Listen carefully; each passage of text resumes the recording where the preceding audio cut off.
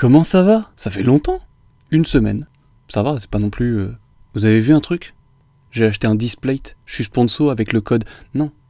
Un jour, mais pas aujourd'hui. Mais c'est vraiment un Displate. C'est une brique de Lego, ça se voit pas, hein. C'est super. Bon, c'est de moi qu'on parle aujourd'hui. Mais non, c'est pas que de moi qu'on parle. Moi, on s'en fout. Enfin, pas vraiment, parce que si vous êtes... Bon, stop, c'est trop long comme intro. Bon, ça va vous? Moi, ça va. Aujourd'hui, j'ai hâte. Les autres jours aussi, hein. Mais aujourd'hui, particulièrement parce qu'on va parler d'un truc incre que j'attendais depuis plus d'un an. Je suis pas le seul. Générique. Ça parle de briques.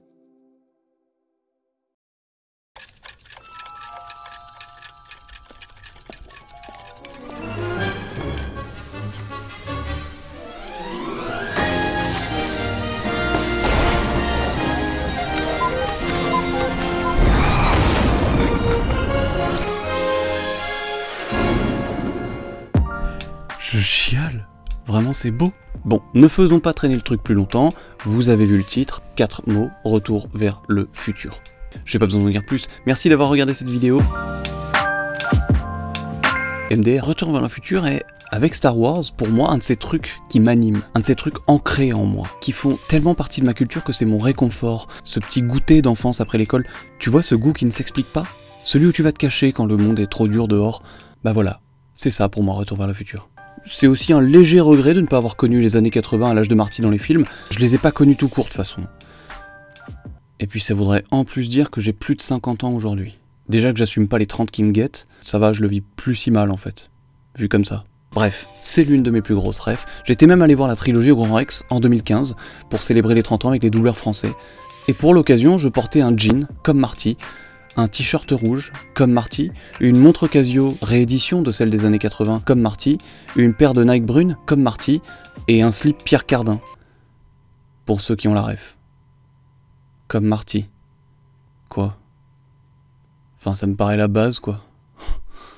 J'ai même acheté un t-shirt avec Lauren McFly dessus, exclu aux US, et j'ai attendu qu'un pote le fasse revenir par sa mère en France. C'est bizarre comme phrase. C'était juste un t-shirt blanc avec une photo de Lorraine dessus, hein, rien de plus. Mais c'était estampillé Retour vers le futur, il me le fallait. Pour la petite histoire, je l'ai depuis ruiné, dans un sèche-linge. Si vous avez un t-shirt avec quelque chose de floqué dessus, ne le mettez pas dans un sèche-linge. C'est évident pour vous? Pour moi aussi, depuis ce jour. Et puis ensuite, comme il était immétable, je l'ai jeté. D'ailleurs, ce fait, il apparaît dans mon top 3 des plus grands regrets de ma vie. Et j'ai que 30 ans bientôt. Mais je sais que quand j'en aurai 80, je sais qu'il sera toujours dans mon top 3, ce regret. Tu sais, il y a des gens, c'est genre, j'ai pas assez vu mes enfants, j'ai pas assez vécu de choses, et moi c'est, j'ai jeté un t-shirt Retour vers le futur. Franchement, j'espère qu'il sera toujours dans mon top 3. Parce que ça voudrait dire que j'ai accompli beaucoup de choses. Je pars en couille. C'est un enfer. Petit aparté, je suis profondément jaloux et j'ai un seum immense contre McFly, qui m'a piqué mon idée de pseudo, et, par sa renommée, condamné à ne jamais l'utiliser. Si par le plus grand des hasards, McFly, tu tombes sur cette vidéo, fais un post où tu annonces que tu changes de pseudo, comme ça je pourrais enfin le prendre. Merci. J'ai un peu le seum contre lui, mais tranquille. Tranquille. Non rage. Retour vers le futur, comme je disais, c'est l'une de mes plus grosses refs. Et pourtant, je suis né en 92, donc la trilogie était déjà largement sortie. Je ne l'ai pas vécu au cinéma, je l'ai même découverte très tard, vers la primaire, mais surtout, même si elle m'a un peu marqué à ce moment-là, je l'ai redécouverte aux alentours de 2010. Et alors là, j'ai été piqué. Au point d'aller lire des pages et des pages du forum officiel Retour vers le futur français. Aujourd'hui, je peux par exemple vous dire que le jean de Marty est un jean Guess féminin pour plus de finesse. Guess, pour moi, c'était une marque mauvais genre. À l'époque, c'est littéralement une référence dans le jean. Que le réservoir à plutonium sur la DeLorean, devenu un réservoir à déchets après son retour de 2015, est en fait une machine à café Krups 223A Coffee Grinder. Que les Nike Mag autolassantes de 2015 ont été designées par Tinker Hatfield, designer mythique chez Nike. Que le modèle de lecteur cassette que porte Marty est un Aiwa HSP0 de marque II, couleur grise. Que l'acteur principal qui devait jouer Marty McFly était Eric Stoltz à la base. D'ailleurs, ils ont commencé à tourner 5 semaines de tournage avec lui. T'imagines quand même, tu vas voir Eric Stoltz et tu lui dis « Bon, on a regardé avec Steven, Spielberg, Stevie je pense même. C'est pas ouf, hein. Tu peux y aller, on te rappellera. » Pas. C'est comme les mails de retour d'entretien d'embauche. On vous rappellera. Mais après, c'était quand même pour la bonne cause, parce qu'il trouvait que l'humour dont devait faire preuve Marty McFly collait davantage avec Michael J. Fox. Ou encore que Michael J. Fox est arrivé sur le tournage en oubliant de changer ses chaussures avec celles prévues pour sa tenue, et qu'au vu de ses Nike complètement ruinés, Robert Zemeckis lui a dit « Garde-les, c'est beaucoup mieux, ça correspond complètement au personnage ».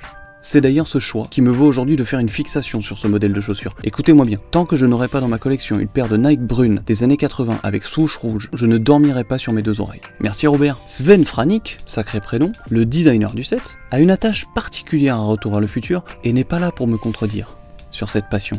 Depuis sa sortie en 85, Retour vers le futur est toujours un film culte aujourd'hui et le préféré de générations entières de fans dans le monde entier, y compris moi. On se sait. J'ai eu énormément de plaisir à revivre mes moments préf. Il le dit comme ça. Des 3 films durant cette aventure nostalgique et passionnante. Eh bah t'as fait du bon boulot mon salaud. Peut-être un peu familier ça. La voiture est mythique, mais l'histoire de la marque est un peu moins glorieuse. Fondée en 75 par John DeLorean, ancien vice-président de General Motors, la DMC, pour DeLorean Motor Company, est là pour sortir le premier et dernier modèle de la marque, la DMC-12 DeLorean. L'objectif de John DeLorean à la base, c'était de créer le véhicule de ses rêves. Ambition incroyable, et du coup, il se dit je vais créer ma boîte pour le faire. Déjà le mec est stylé. Mais c'est le seul truc stylé de cette marque. Au début de plutôt mauvaise facture et approximative, elle est pourtant vendue 12 000 $, puis le double en 81, ce qui équivaut aujourd'hui à environ 78 000 $, ce qui est une grosse somme quand même. Et sans garantie, tellement le mec savait qu'il allait avoir plus de retours que de véhicules vendus. C'est possible. C'est possible. Si quelqu'un ramène la voiture 2 ou 3 fois, tellement elle est pas fiable. Donc c'est largement possible. Il n'a jamais réussi à en vendre beaucoup et donc sa boîte ferme en 82. 75 à 82. 7 ans. 7 ans pas rentable. Alors déjà parce qu'effectivement ça ne se vendait pas, mais aussi parce qu'il a été accusé, preuve à l'appui, d'un trafic de cocaïne. Mais finalement démenti après un procès. Mais qui veut acheter une voiture à une marque ternie par ce genre d'actualité? Réponse, encore moins qu'avant, donc 4 max. Même lui le dit à la suite du procès, est-ce que vous m'achèteriez même une voiture d'occasion? Au moins il est lucide le type. Voiture très chère, c'était grosso modo une sportive lourde, donc poussive, une simulation de Gran Turismo IRL en fait.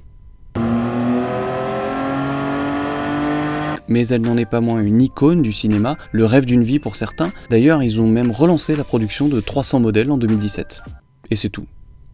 Juste les mecs sont revenus, ils se sont dit un billet à prendre, et on se rebarre. L'offre étant très faible, mais la demande elle très forte, puisque le véhicule est un véhicule de collection, la DeLorean ne coûte pas moins de 50 000 € en occasion. Ah oui, mais sans compter toutes les modifs à faire dessus pour qu'elle ressemble à celle des films. Donc comptez au moins 10 000 balles, je pense. Maintenant qu'on a fait l'historique de la vraie DeLorean, petit historique de la DeLorean chez Lego. Enfin même de la gamme Retour vers le futur parce que ça va être très rapide. La DeLorean, l'une toute petite mais très mignonne, l'autre un peu plus grosse, dégueulasse. C'est rapide au moins. Sans chercher très loin, c'est l'un des plus gros ratés de Lego, et même en tant que fan totalement non objectif sur Retour vers le futur, je n'ai jamais cherché à mettre la main dessus. En même temps, enfin voilà quoi. Si merde. Une DeLorean avec des pneus crantés, on dirait un tracto. Enfin, vraiment, elle est ni faite ni à faire. Encore une fois, si c'est pour faire ça, ne le faites pas. Bon, elle avait au moins le mérite de proposer les 3 modèles pour 50 €. Enfin, ça c'était avant qu'elle ne soit plus éditée et qu'elle soit revendue 3 fois son prix d'origine. Minimum. Et vu la hype qu'il y a déjà et qu'il y aura encore pendant quelques années sur Retour vers le futur et la DeLorean, sa cote n'est pas prête de baisser. C'est moi que je vous le dis. Pour ce qui est des figurines, il y a déjà eu 2 éditions des deux. Pareil, 2 moches qui vont avec la moche, et puis une deuxième édition beaucoup plus belle que j'ai. Elles sont pas genre juste parfaites, avec le petit signe de plutonium derrière là. Et celle-là, Théma avec le hoverboard Mattel, il est tellement beau. Elles sont pas trop belles. Sorties en 2015 avec leurs packs respectifs dans la gamme Lego Dimension, gamme décédée depuis, les figurines étaient toutes reliées à un jeu vidéo du même nom dans lequel on pouvait les utiliser sur un plateau IRL qui les matérialisait dans le jeu vidéo grâce à un système de socle avec une puce NFC. Ouais, c'était une copie de Disney Infinity quoi. Comme les briquettes sont une copie des Funko Pop. Tout le monde se copie, hein. Tout le monde essaie de se faire de l'ombre. Prenez un parasol. Seul intérêt de cette gamme, des licences à foison qui permettaient de se procurer des figurines jamais éditées auparavant et peut-être jamais plus éditées pour certaines, à moindre coût. Les packs allaient de 10 à 20 €. Moi par exemple j'ai eu E.T. On s'en fout, hein. Pour ce qui est des nouvelles figurines commercialisées dans le set qui sort le 1er avril, elles sont exclusives et pour la seconde fois consécutive, magnifiques. Petit détail très sympa, le print 360 sur le jean de Marty, des Nike Mag autolassantes issues de 2015 dans le film, 2011 dans la vraie vie pour sa version non autolassante, puis 2016 pour sa version autolassante plutôt décevante.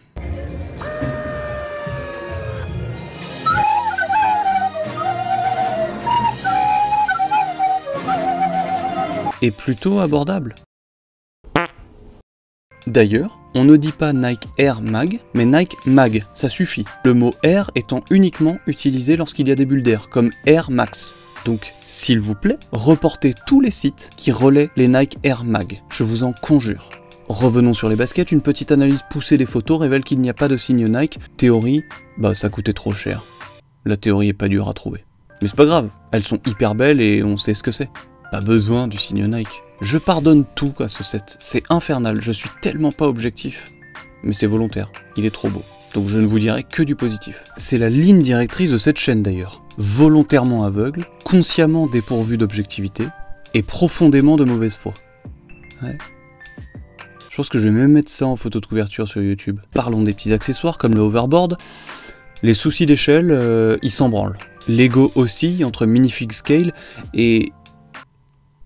Bah non en fait, il y a que les minifigs qui sont à l'échelle des minifigs dans ce set. Sinon tout le reste du set est à l'échelle maquette. Donc en fait ça servait à rien ce que je viens de dire. On retrouve aussi la caisse à plutonium et le convecteur temporel. Bon ok, je me sauce peut-être un peu trop pour juste un gros Y qui fait de la lumière. En plus il faudra qu'on l'actionne à chaque fois. Le prix est de 170 € pour 1872 pièces. On reste dans les standards des modèles du même genre sortis ces dernières années chez Lego. On a bien entendu à 170 € la possibilité de faire les 3 voitures. Mais contrairement à la Porsche où il fallait s'arrêter à mi-chemin pour choisir entre la Turbo ou la Targa, là ils ont bien fait les choses, comme nous le dit Hot Bricks. Le produit est présenté comme 3 en 1, et c'est à partir du 11e et dernier groupe de sachets que les possibilités de modification sont proposées. Il faudra démonter et remonter quelques sous-assemblages pour obtenir l'une des 3 DeLorean vues à l'écran. Il poursuit en expliquant que c'est un peu laborieux. Ce que je veux bien croire, c'est jamais vraiment pensé pour ça, ce qui est un peu con pour un modèle qui se veut 3 en 1. C'est pas grave, on a le droit, on peut lui pardonner. Ils auraient pu penser à des trucs amovibles facilement, mais j'ai la meilleure des excuses.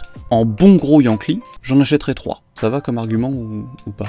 C'est une solution comme une autre. GG Lego. Coup bas, hein, est facile, mais évident et de bonne guerre. En même temps, qui voudrait d'un modèle à 170 balles avec une seule des 3, sachant que les 3 sont magnifiques et que c'est la seule trilogie cinématographique où les 3 volets sont exceptionnels. Ah oui, non mais... Il y a assez de gens pour trash talk, les modèles que j'aime, je leur fais l'amour. Et les modèles que je n'aime pas, je leur vomis dessus. Il n'y a pas de juste milieu. Mention spéciale à Playmobil, qui pour une fois, sont en avance sur Lego, et ne se contentent pas de copier. En tout cas, Lego mise beaucoup sur ce set, et à moins de le rater complètement, ce qui n'est clairement pas le cas et qui aurait été étonnant, ça va bien se passer pour eux. Ne les pleurons pas. Pour l'occasion, lancement en grande pompe, court-métrage de la qualité des films Lego. Extrait.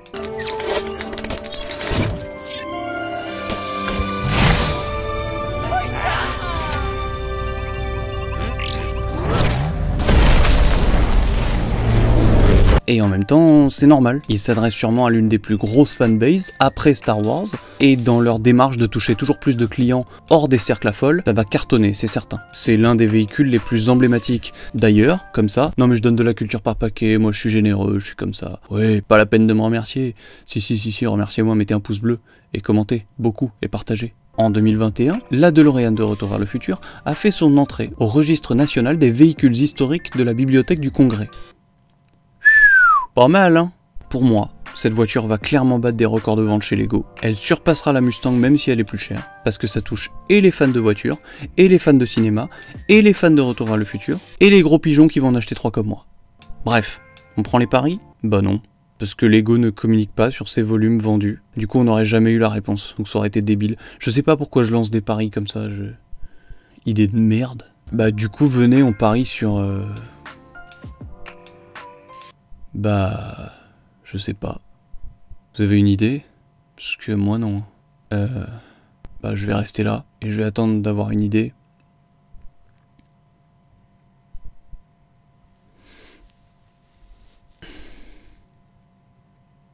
Bon bah, à la semaine prochaine du coup.